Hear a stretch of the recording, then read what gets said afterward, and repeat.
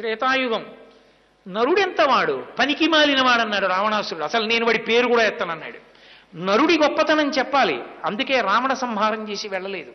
దశవర్ష సహస్రాణి దశవర్ష శతాని చ 11,000 సంవత్సరములు ఈ భూమండలం మీద ఉండి రామరాజ్యం అంటే ఏమిటో చూపిస్తానన్నాడు. ఏమిటి రామరాజ్యం అంటే? రామరాజ్యం అంటే రాముడు ఎప్పుడూ తన సొంత ఆలోచనతో నిర్ణయం చెయ్యడు, అదే రామరాజ్యం. ఇది ఇలా ఎలా చెయ్యాలి, శాస్త్రం ఏం చెప్పింది అని అడుగుతాడు. శాస్త్రం ఏం చెప్పిందో చేస్తాడు. శాస్త్రం ఎలా చెప్పిందో అలా పరిపాలిస్తే ఆ రాజ్యం అంతా సుభిక్షంగా ఉంది, అది రామరాజ్యం. అంతేకాని రామరాజ్యం అంటే రాముడికి ఒక ప్రత్యేకమైన పరిపాలనా విధానం ఉందని కాదు. శాస్త్రమును పట్టుకున్న రాముని వలన ఎప్పుడూ లోకంలో ఉన్న వాళ్ళకి ఇబ్బంది కలగలేదు అంటే పరిపాలకులు శాస్త్రమునందు అనురక్తి కలిగిన వారై ఉండాలన్న దానికి గుర్తు రామరాజ్యం. కాబట్టి రాముడు వచ్చాడు, రావణ సంహారం నరుని యొక్క గొప్పతనాన్ని ప్రకాశింపచేశాడు 11,000 సంవత్సరములు ఈ భూమండలం మీదుండి.